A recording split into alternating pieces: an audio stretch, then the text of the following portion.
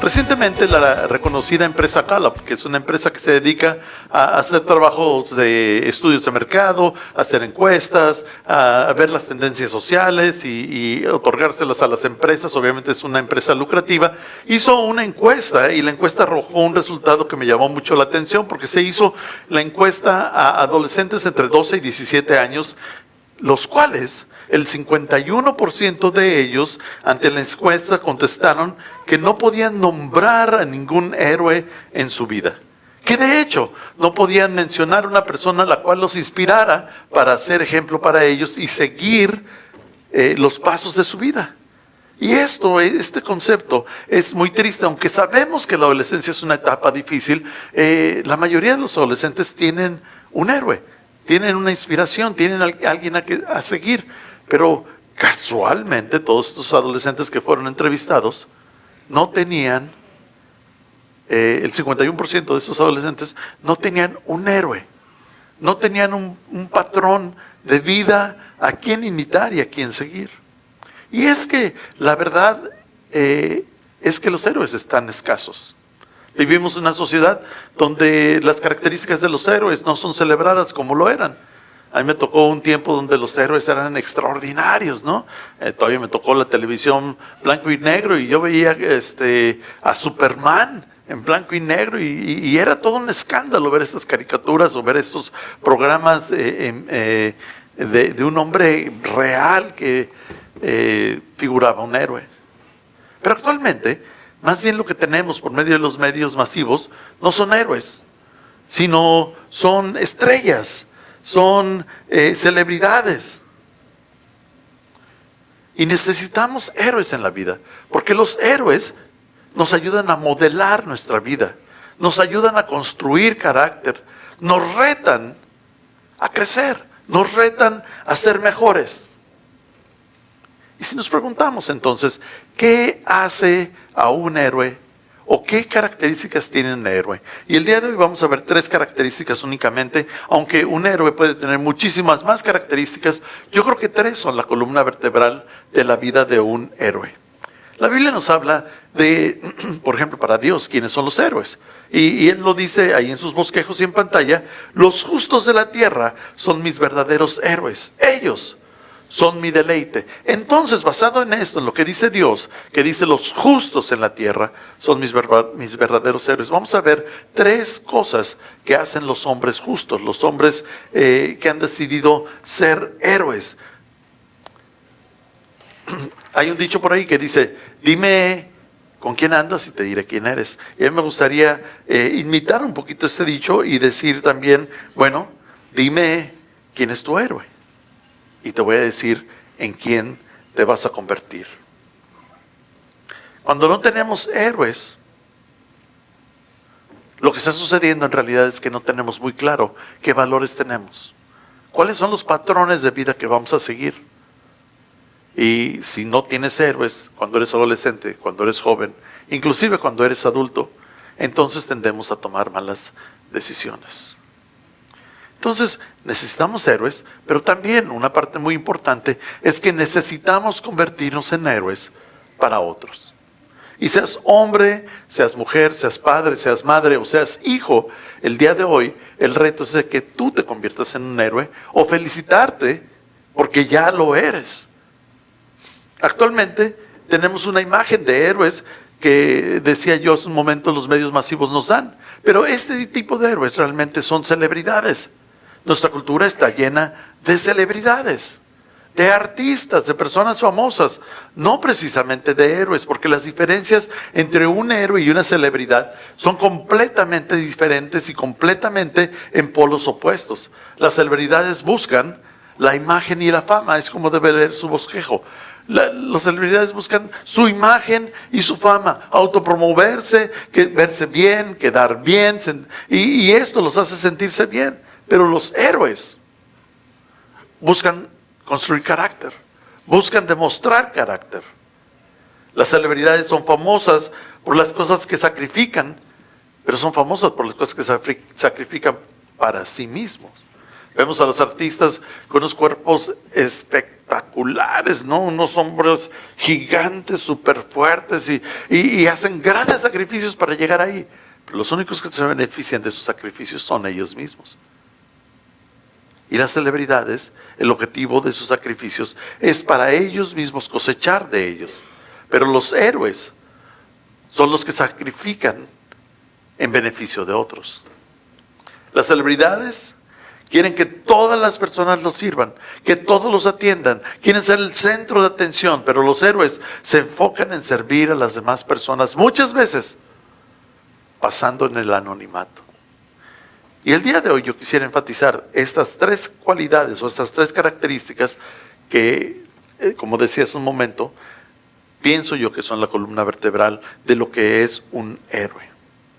Ahora, en primer punto, ahí en sus bosquejos debe decir que los héroes verdaderos hacen lo que es correcto aún cuando se queden solos.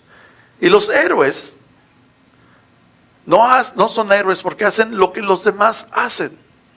Son héroes porque se deciden hacer lo que los demás no quieren hacer lo que nadie está haciendo. Deciden a no dejarse llevar por la corriente.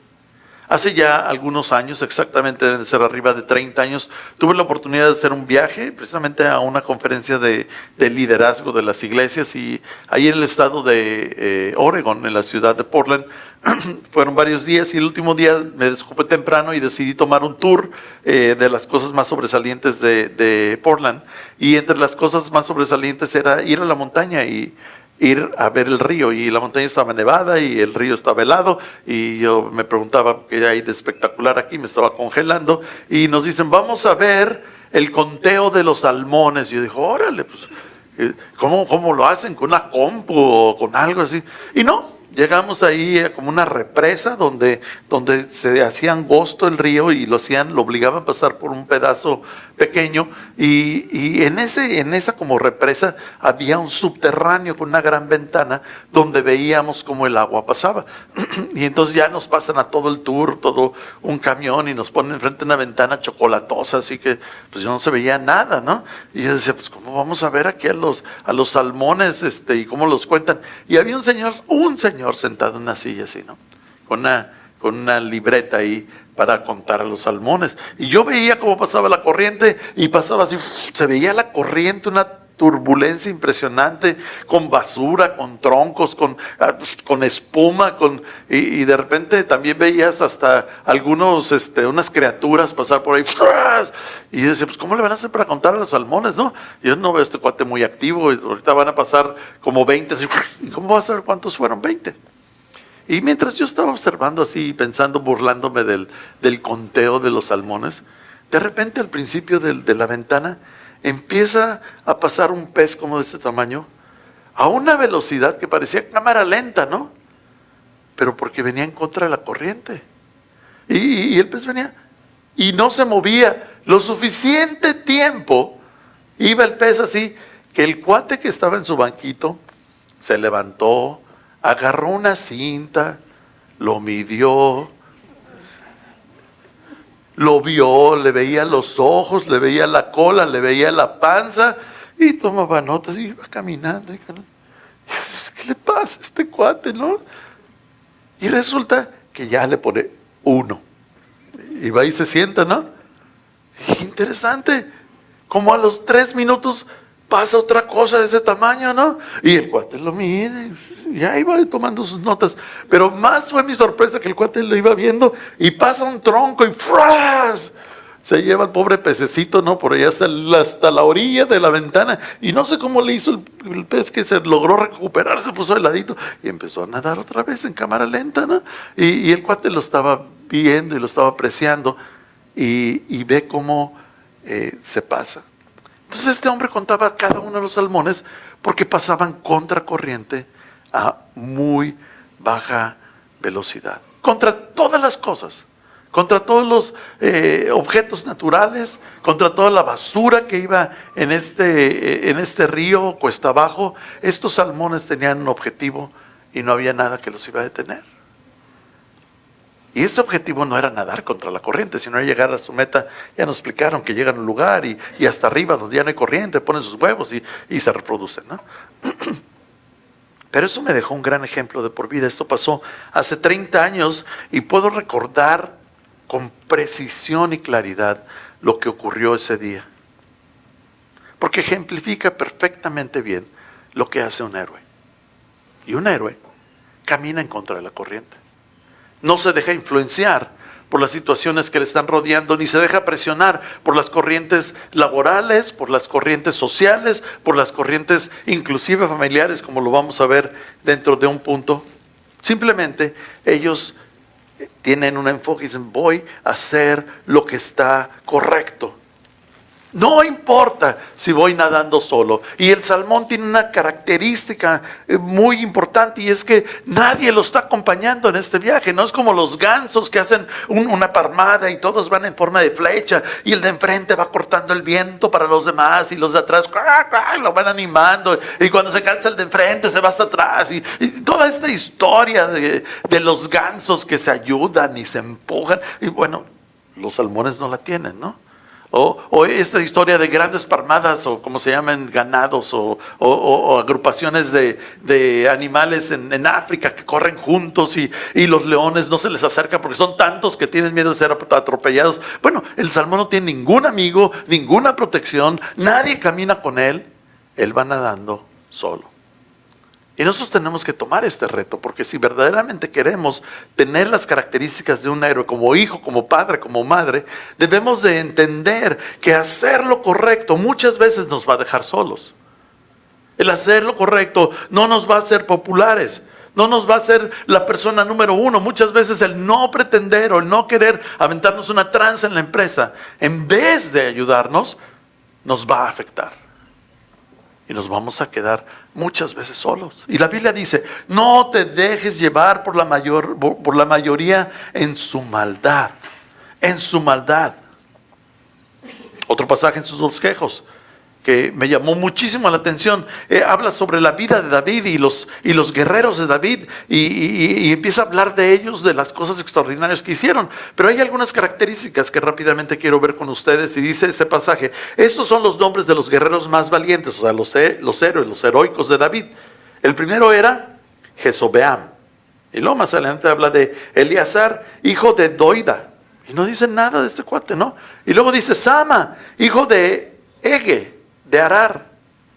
Y luego dice, y este último, cierta vez los filisteos se reunieron en Lají y atacaron a los israelitas en un campo lleno de lentejas. El ejército israelita huyó, pero Sama, o sea, el último que menciona, no cedió el terreno, y en medio del campo hizo retroceder a los filisteos, así que el Señor le dio una gran victoria.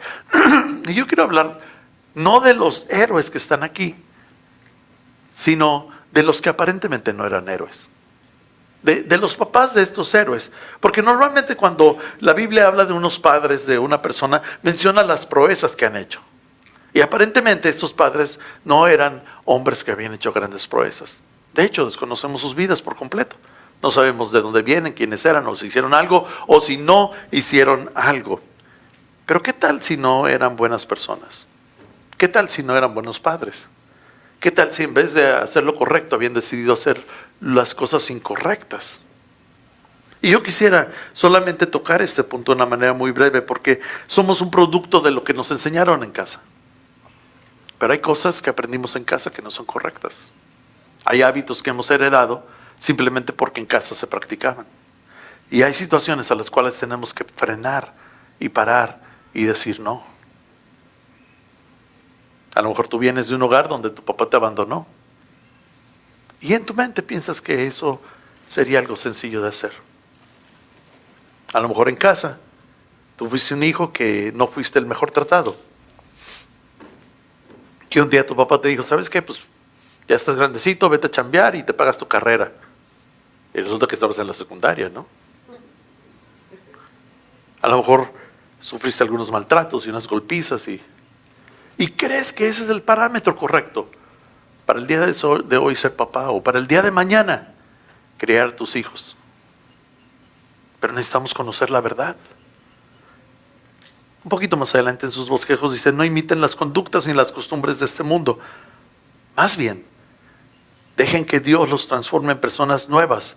Al cambiarles las maneras de pensar, entonces aprenderán a conocer la voluntad de Dios para ustedes, la cual es buena, agradable y perfecta. Si no sabemos cómo, les voy a decir cómo podemos saber cómo. A través del manual de la vida. El manual de la vida es la Biblia. Y nos puede enseñar a ser padres por excelencia. Y nos da el ejemplo del Padre excelente que es Dios. Y nos da los patrones y nos dice cómo serlo.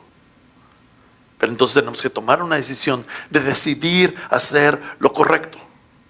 Decidir hacer lo correcto. Y posiblemente no es tu historia esta de un maltrato, pero vienes de una casa donde posiblemente hay una herencia de alcoholismo, o una herencia de drogadicción, o una herencia de otros malos hábitos. Y es hora de decidir hacer lo correcto. Y no conformarte. No solamente quiere decir tomar la forma, sino quiere decir, pues así son las cosas. Es que así soy yo. Es que así aprendí. Tenemos que pintar la línea y renunciar y decir: no voy a dejarme ir por la corriente. ¿Recuerdan ese salmón? Y muchas veces contra la cultura y contra las situaciones de nuestra familia estamos nadando en contra de esa corriente. Porque no queremos replicar los malos hábitos, las malas decisiones y las malas acciones que como hijos naturalmente aprendimos. Necesitamos tomar el reto y decir: no voy a hacer lo incorrecto. No importa cuál sea la historia. Posiblemente con mucha tristeza puedo decir que abusaron sexualmente de ti, tus padres, tus tíos, tus hermanos, yo no sé quién. Y crees que eso lo puedes replicar. Y a veces no lo piensas ni lo intencionas, simplemente es algo que siempre está atrás de tu mente. Y yo quiero decirte que tienes que decidir hacer lo correcto. Nuestra influencia, decía, tiene que ser la palabra de Dios. La última cosa que quiero decir de esto es que no solamente muchas veces hacer lo correcto te va a dejar solo. Y te va a dejar navegando solo, porque nadie va a querer estar a tus lados. Sino también hacer lo correcto es hacerlo cuando estás solo. Y esto se llama integridad. Hago lo correcto cuando estoy delante de la gente, pero cuando estoy solo también hago lo correcto. Los verdaderos héroes son las mismas personas en público y en privado. No tienen absolutamente nada que esconder, porque la persona que es. Y no viven en ironía enseñando todos sus defectos, pero viven esforzándose para vivir una vida en rectitud, haciendo las cosas que son correctas. La segunda característica de las tres que quiero mencionar el día de hoy es que los héroes verdaderos hacen grandes sacrificios por otros. Hacen grandes sacrificios. Aquí la palabra clave es grandes sacrificios por otros, no por sí mismos. Como decía hace un momento, muchos se sacrifican por sí mismos para recibir la recompensa de sus acciones. Pero es difícil sacrificarnos por los demás. Jesús dijo: el que quiere ser más importante entre ustedes debe hacerse su siervo. Y esto aplica a los héroes. Los héroes son siervos. No viven solos para sí mismos, sino viven haciendo sacrificios por las demás personas. La semana pasada veíamos un video donde una niñita le escribe una carta a su papá. Si no viniste, te lo platico rápido. Una niñita le escribe una carta a su papá y dice: mi papá es un gran héroe, y mi papá es magnífico, y mi papá quiere que yo esté bien, y mi papá le encanta que yo vaya a la escuela y tenga buenas calificaciones. Y ahí por la mitad del video dice: pero mi papá miente. Uy, tú quedas así diciendo: ay, tan bonita niña que le escribió a su papá, ¿no? Y empieza a decir: mi papá miente sobre que tiene trabajo. Y se empiezan a ver imágenes de cómo el papá está batallando para conseguir empleos, ¿no? Y a veces de carpintero, y a veces de plomero, y a veces de albañil, y a veces cargando costales, se ve en el video. Dice: miente que tiene dinero. Y ves las imágenes del papá cómo está sufriendo para obtener el dinero. Miente que no tiene hambre, y se ve la niña convidándole un Winnie ahí en algún lugar donde se sentaron, y el papá dice: no. Y luego dice, miente que no está cansado, ¿no? Y ves al papá así sudando la gota gorda en el trabajo físico que está haciendo. Y luego dice, miente sobre su felicidad. Y ves todos los sacrificios que está haciendo el papá. Y termina diciendo lo siguiente, miente por mi causa. Y habla de cómo la niña reconoce todo el sacrificio de la vida de su papá. Y reconoce cómo lo hace por ella. Y es que los héroes verdaderos están dispuestos a hacer sacrificios extraordinarios por el bien de alguien más. El máximo ejemplo de esto es Jesucristo. Dice la Biblia, sin embargo, Jesús lo hizo una vez y para siempre, cuando se ofreció a sí mismo como sacrificio por los pecados del pueblo hebreo. Dios mismo se hizo hombre y se sacrificó por nosotros.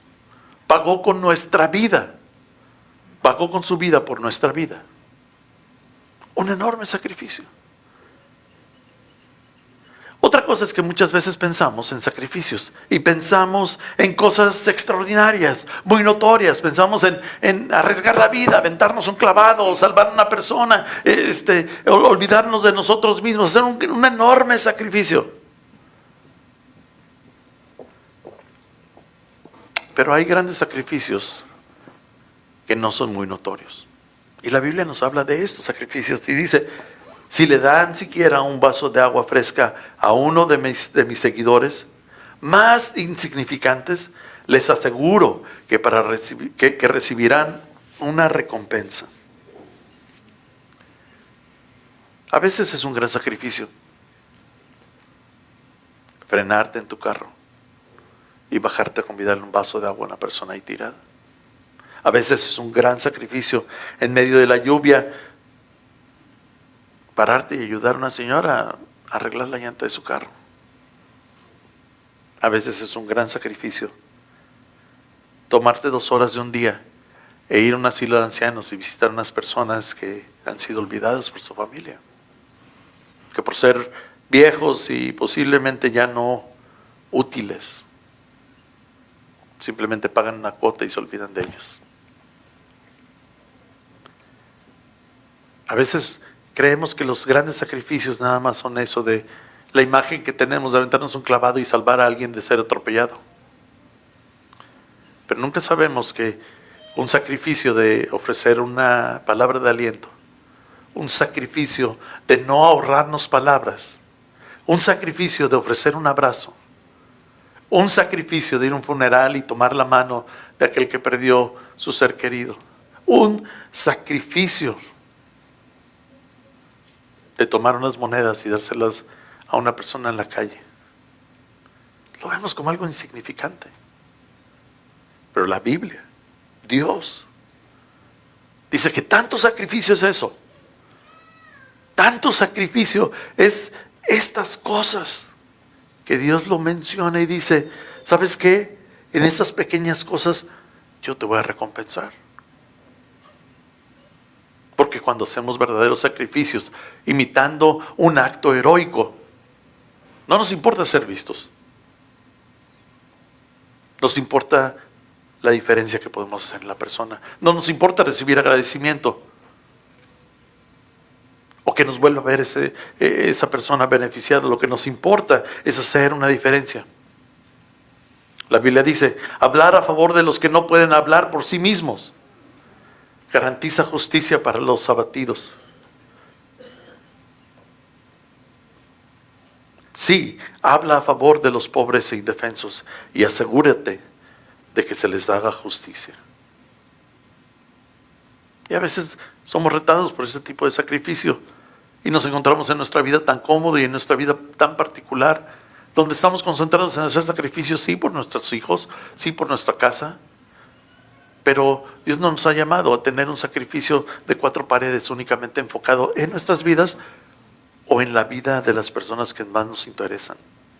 Sino Dios nos llama a ser personas sacrificadas por este círculo, pero por el círculo más grande que son las personas que tenemos mínimo alrededor.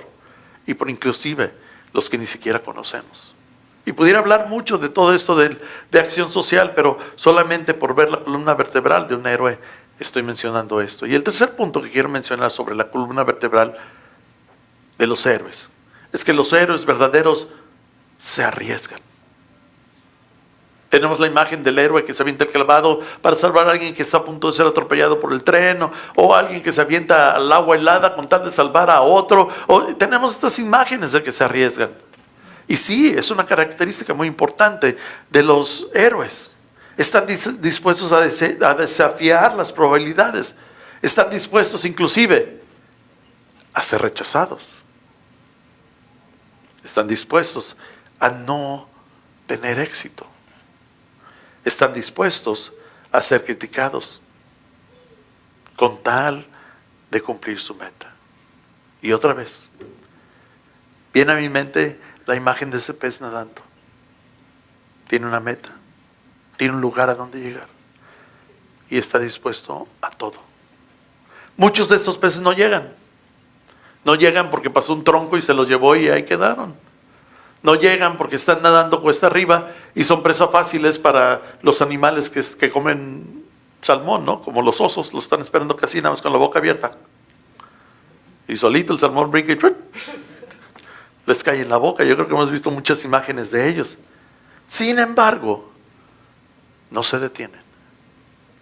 Están dispuestos a arriesgar su vida misma con tal de cumplir su objetivo. Y cuando nos ponemos a pensar, ¿por qué? ¿Por qué tenemos que arriesgarnos? ¿Por qué no nos podemos quedar en nuestra comodidad? ¿Por qué no nos podemos quedar en nuestro estado actual? ¿Por qué querer ser lastimados o por qué querer arriesgarnos a fracasar? Yo te quiero decir una cosa súper importante. El fracaso verdadero en la vida no es tener en sí un fracaso, sino fracasamos cuando verdaderamente dejamos de intentar las cosas. El fracaso verdadero es cuando nos damos por vencidos. Los héroes verdaderos se arriesgan. La Biblia dice, a los que usan bien lo que se les da, se les dará aún más, pero a los que no hacen nada se les quitará aún lo poco que tienen. Y pareciera que queremos proteger nuestra vida, queremos proteger nuestros bienes, queremos proteger nuestras palabras, queremos que la gente no nos lastime, no nos queremos arriesgar en lo absoluto. Muchos han sido lastimados desde niños y no se quieren arriesgar a abrir el corazón y amar a otra persona porque no quieren seguir siendo heridos. Para ellos puede representar un gran sacrificio, un gran riesgo decir una palabra de amor, decir una palabra de aprecio, actuar como si les importara la vida de las demás personas porque tienen miedo a ser heridos. Y esta vida de temor, temor a la pérdida, temor a quedarnos sin bienes, temor a quedarnos sin tiempo, temor a quedarnos sin recursos, sin dinero, sin cosas, ese temor, ese tipo de vida no es la característica de un héroe. La Biblia nos marca claramente que nosotros tenemos que vivir vidas generosas, sin temores. Y cuando hablo de generoso no estoy hablando de dinero únicamente. Tienes talentos particulares que necesitas arriesgarte y entregarlos a las demás personas. Tienes un tiempo limitado y lo reconozco. Y necesitas entregarte tu tiempo y arriesgarte a no invertirlo en ti. Y también tenemos recursos económicos y posesiones que a veces no queremos arriesgar porque es que me voy a quedar sin ello. Me quedo sin mis ahorros o me quedo sin mi casa bonita, sin mi carro bonito, etc. Pero un héroe se arriesga y arriesga todo lo que tiene. Y el apóstol Pablo es un claro ejemplo de ser un superhéroe. Porque Pablo lo arriesgó todo. Lo puso todo sobre la mesa. Y la cita bíblica ahí en sus bosquejos dice, he trabajado, o sea, Pablo escribiendo, he trabajado con más esfuerzo Me han encarcelado más seguido. Fui azotado innumerables veces y enfrenté la muerte en repetidas ocasiones. En 5 ocasiones distintas los líderes judíos me dieron 39 latigazos. 3 veces me azotaron con varas. Una vez fui apedreado, 3 veces sufrí naufragios, una vez pasé toda la noche y día siguiente a la deriva en el mar. He estado en muchos viajes muy largos. Enfrenté peligros de río y de ladrones, enfrenté peligros de parte de mi propio pueblo, los judíos, y también de los gentiles. Enfrenté peligros en ciudades, en desiertos, en mares. Y enfrenté peligros de hombres que afirman ser creyentes, pero no lo son. He trabajado con esfuerzo y por largas horas y soporté muchas noches sin dormir. He tenido hambre y sed y a menudo me he quedado sin nada que comer. He temblado de frío sin tener ropa suficiente para mantenerme abrigado. Fíjale, este cuate le metió todo, ¿no? O sea, todo. Le invirtió todo. Y es de preguntarnos, ¿qué motiva a una persona a hacer esto? ¿Qué motiva a una persona, como comúnmente se dice, a poner toda la carne en el asador? Y él mismo contesta. Y los siguientes versos lo dicen, que por cierto, su bosquejo no tiene que decir qué motivó Pedro, sino tiene que decir qué motivó Pablo. ¿Qué motivó a Pablo? Por favor, cámbienle ahí a tomar ese riesgo. Y dice, ahí más o menos en la parte media de este verso, dice, ¿y qué valor hubo en luchar contra las fieras salvajes? Esa gente de Éfeso, si no habrá resurrección de los muertos, y si no hay resurrección. Y Pablo dice, ¿sabes qué? Todo lo que yo hago, todos estos riesgos que he tomado, los he tomado por el valor eterno, por la trascendencia eterna en la vida de las personas. Y el secreto del poder tomar un riesgo en cualquier área de nuestras vidas es quitar los ojos de nuestras posibles pérdidas y poner nuestros ojos en las cosas que vamos a provocar a través de estos riesgos. El caso de Pablo habla de la eternidad de las personas, pero en el caso nuestro, ¿qué trascendencia va a tener nuestros actos? ¿Qué trascendencia va a tener en la vida de las demás personas el riesgo que estamos poniendo, el recurso que estamos arriesgando, la inversión que estamos haciendo? Y cuando podemos vislumbrar el efecto que podemos tener al arriesgarnos, deja de valer tanto el poner los ojos en lo que estamos arriesgando. La Biblia dice, si tratas de aferrarte a la vida, la perderás, pero si entregas tu vida por mi causa y por causa de la buena noticia, la salvarás. Y aquí viene la pregunta que le hicieron los discípulos a Jesús, ¿no? Cuando Jesús les dice, yo tuve hambre y ustedes me dieron de comer, tuve sed y me dieron de beber, estuve en la cárcel y me visitaron, estuve enfermo y me ayudaron. Y sus discípulos le dijeron, a ver, espérame, pues ni te vimos enfermo, ni has estado en la cárcel, ni has tenido sed, ni te conocemos que tengas hambre. ¿Cuándo hicimos esto? Y Jesús les dice, pues por cuanto lo han hecho por otros que son menos afortunados, lo han hecho como si lo hicieran por mí. Cuando nosotros tomamos riesgos e invertimos en la gente, específicamente en la menos afortunada, es exactamente como si lo estuviéramos haciendo a favor de Dios o para Él. Conozco muchísimos cristianos, pues por supuesto, no soy pastor de una iglesia, pero conozco muchos que se acercan conmigo y quieren hacer cambios, por ejemplo en esta comunidad en la que estamos ahorita sentados, en Iglesia para Todos, y me manifiestan todas sus inconformidades. Es que no me gusta esto, y es que no quiero esto, y es que yo quisiera aquello, y es que tú deberías de hacer, y deberíamos hacer, me dan una letanía, ¿no? Y normalmente son personas que no están haciendo absolutamente nada en Iglesia para Todos. Tienen unas ganas de que nosotros invirtamos la vida en ellos y que todo sea para satisfacerles. Y terminan muchos de ellos diciendo, pues es que ya estoy aburrido, ya estoy enfadado de esto. Y hay quienes osan decirme, es que si no cambias eso, pues me voy a ir de la iglesia.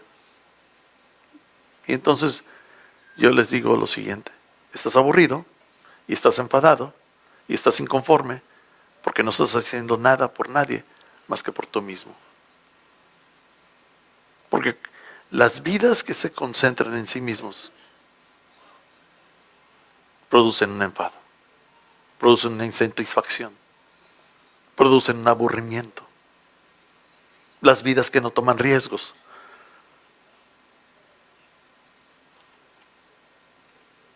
Y lo quise explicar de esta manera. La mejor palabra que define riesgo es fe. En otras palabras, uno de los termómetros extraordinarios de la fe es la cantidad de riesgos que estamos tomando. En general.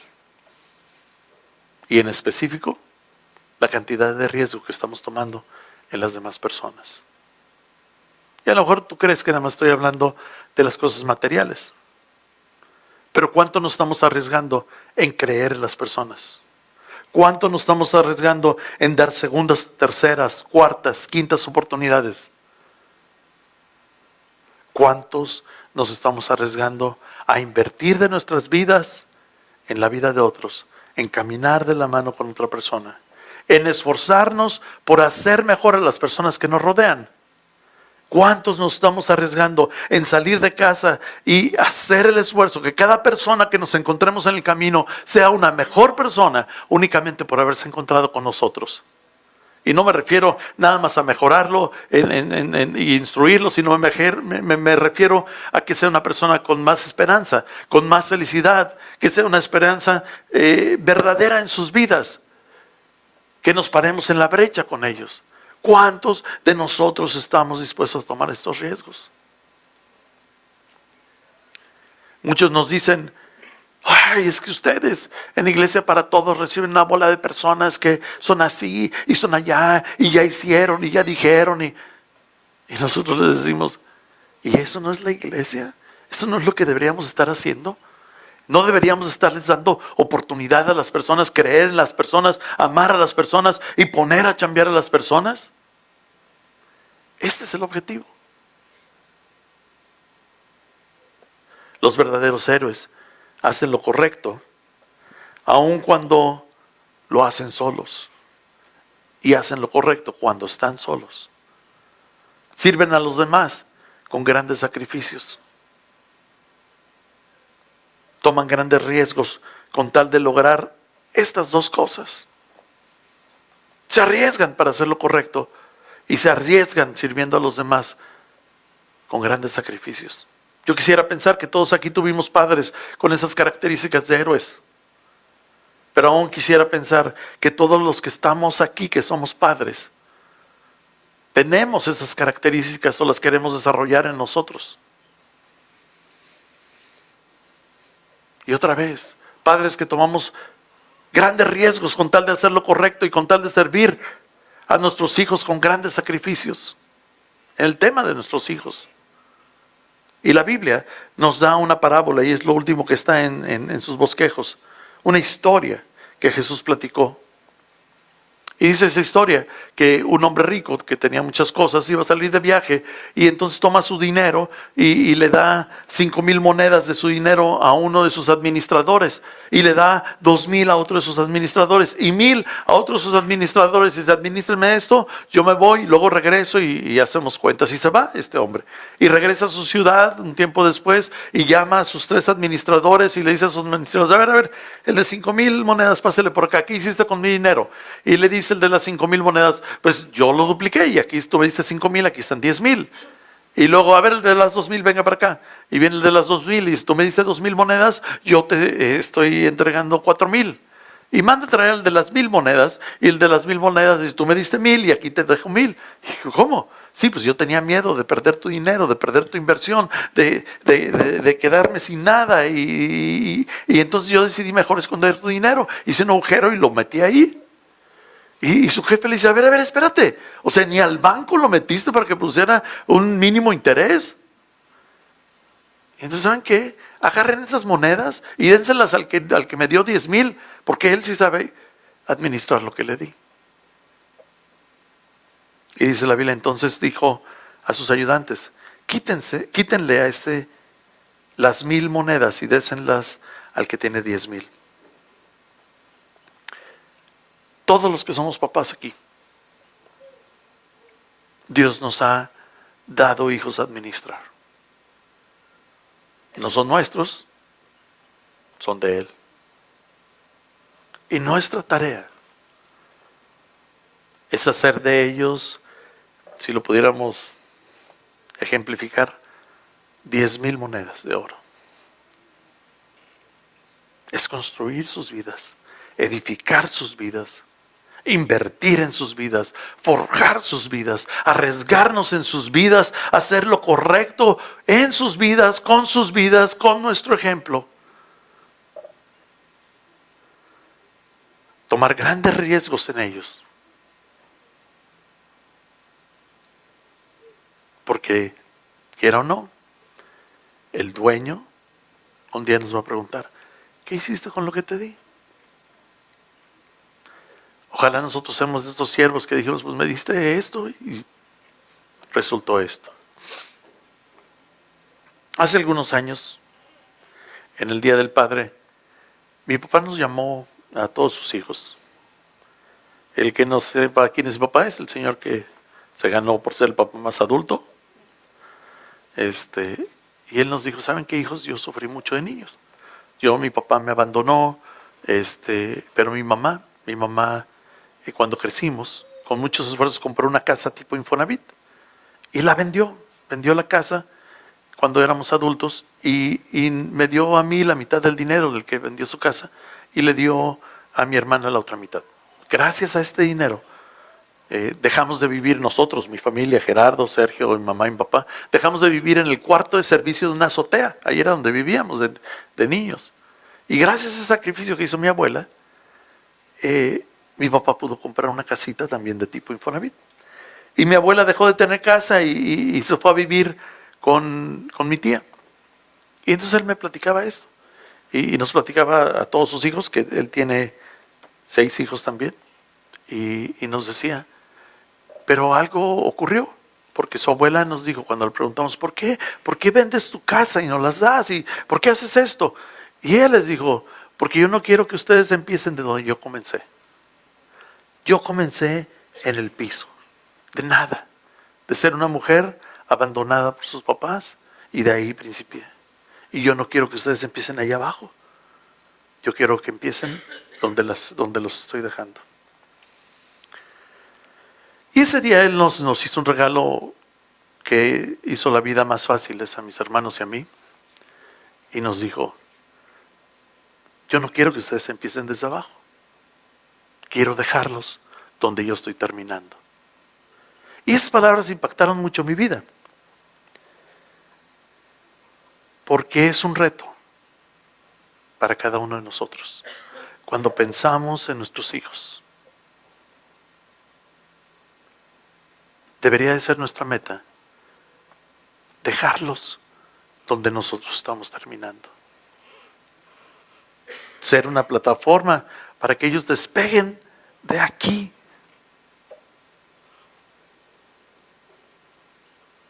Y vivir verdaderamente como héroes. Es un reto extraordinario. Y yo necesito orar al respecto. Y estoy seguro que ustedes también.